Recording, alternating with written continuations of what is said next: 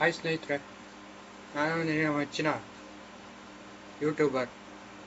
ಇವತ್ತಿನ ದಿನ ನಿಮಗೆ ವೋಟರ್ ಐ ಡಿನ ಯಾವ ಥರ ಡೌನ್ಲೋಡ್ ಮಾಡೋದು ಅಂತ ನಾನು ನಿಮ್ಗೆ ತೋರಿಸ್ಕೊಡ್ತೀನಿ. ಮೊದಲನಿಗೆ ನಾವು ಗೂಗಲ್ಗೆ ಬರಬೇಕು. ಅಲ್ಲಿ ಸರ್ಚ್ ಬಾರಲ್ಲಿ ವೋಟರ್ ಐ ಡಿ ಅಂತೇಳಿ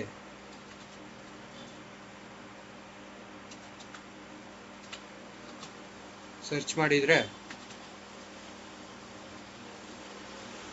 ಟೈಪ್ ಮಾಡಿ ಸರ್ಚ್ ಅಂತ ಕೊಟ್ಟರೆ ನಿಮಗೆ ಅದನ್ನ ಲಿಂಕ್ ಕಾಣಿಸುತ್ತೆ. ಅದ್ರ ಮೇಲೆ ಕ್ಲಿಕ್ ಮಾಡಿದರೆ ಇನ್ನೊಂದು ಆಪ್ಷನ್ ಓಪನ್ ಆಗುತ್ತೆ. ಅದ್ರ ಮೇಲೆ ಕ್ಲಿಕ್ ಕೊಟ್ಟರೆ ನಿಮಗೆ ಡೈರೆಕ್ಟ್ ಓಪನ್ ಆಗುತ್ತೆ. ಇಲ್ಲಿ ಎಲ್ಲ ಥರದ್ದು ಆಪ್ಷನ್ ಇರುತ್ತೆ ನಿಮಗೆ. ಇದು ಹೊಸದು ಮಾಡೋದಕ್ಕೆ, ಏನಾದರೂ ನಿಮ್ಮ ಕರೆಕ್ಷನ್ಗಳಿದ್ದರೆ ತಿದ್ದುಪಡಿ ಮಾಡ್ಕೊಳ್ಳೋದಕ್ಕೆ ಈ ಫಾರ್ಮನ್ನು ಯೂಸ್ ಮಾಡ್ತಾರೆ. ಹಾಗೂ ನೀವು ಇನ್ನೊಂದು ಡೌನ್ಲೋಡ್ ಮಾಡಬೇಕು ಅಂತ ಅಂದರೆ ಮೊದಲಿಗೆ ನೀವು ಲಾಗಿನ್ ಆಗಬೇಕಾಗುತ್ತೆ. ಲಾಗಿನ್ ಆಪ್ಷನ್ ಕೊಟ್ಟರೆ ಈ ಥರ ಬರುತ್ತೆ. ನಿಮ್ಗೊಂದು ಆಪ್ಷನ್ ಬರುತ್ತೆ.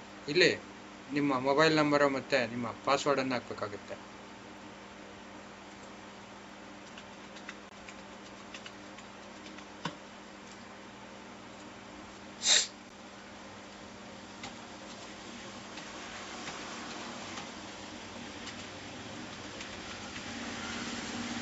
ಆನಂತರ ಇಲ್ಲಿ ಏನು ಕೋಡ್ ಇದೆ ಆ ಕೋಡನ್ನು ಇಲ್ಲಿ ಎಂಟ್ರಿ ಮಾಡಬೇಕಾಗುತ್ತೆ.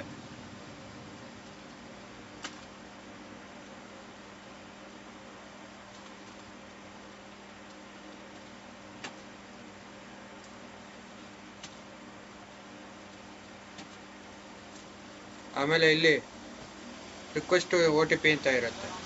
ಆ ಕೊಟ್ಟರೆ ನಿಮಗೊಂದು OTP ಹೋಗಿರುತ್ತೆ. ಅದನ್ನು ನೀವು ಎಂಟ್ರಿ ಮಾಡಿದರೆ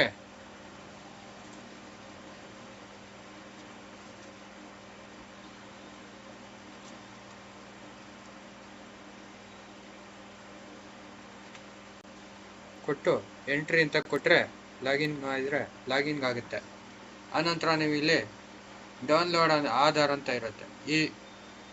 ECP ಡೌನ್ಲೋಡ್ ಅಂತ ಇರುತ್ತೆ.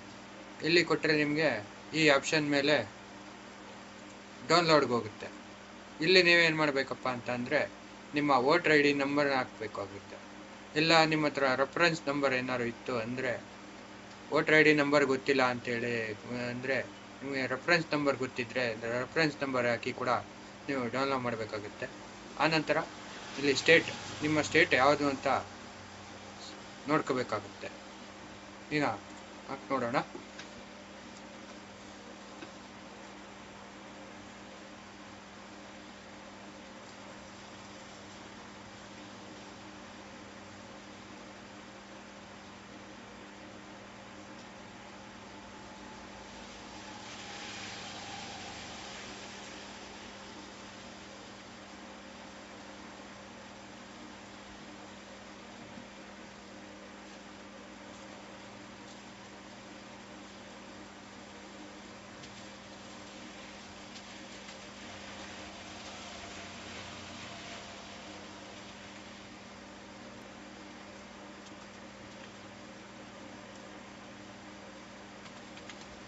ಓಕೆ, ನಂತರ ಇಲ್ಲಿ ನಿಮ್ಮ ಸ್ಟೇಟ್ ಯಾವುದನ್ನು ಸೆಲೆಕ್ಟ್ ಮಾಡ್ಕೋಬೇಕಾಗುತ್ತೆ. ಆನಂತರ ಇಲ್ಲಿ ಸರ್ಚ್ ಅಂತ ಕೊಟ್ಟರೆ ನಿಮಗೆ ಇಲ್ಲಿ ಒಂದು ಹೆಸರು ಇರೋ ಅಂಥದ್ದು ಬರುತ್ತೆ. ಇಲ್ಲಿ ನೋಡಿ, ಮೊಬೈಲ್ ನಂಬರ್ ಕೊಟ್ಟಿದ್ರೆ ನಿಮಗೆ ಮೊಬೈಲ್ ನಂಬರ್ಗೆ ಒಂದು OTP ಹೋಗುತ್ತೆ. OTP ಕೊಟ್ಟು ಹಾಕೊಂಡ್ರೆ OTP ಬರುತ್ತೆ. ಹಾಗೆ ಡೌನ್ಲೋಡ್ ಆಗುತ್ತೆ. ಇದೇ ಥರ ಹೆಚ್ಚಿನ ಮಾಹಿತಿಗಾಗಿ ಕಾಮೆಂಟ್ ಮಾಡಿ, ಶೇರ್ ಮಾಡಿ ಹಾಗೂ ಲೈಕ್ ಮಾಡಿ. ಧನ್ಯವಾದಗಳು.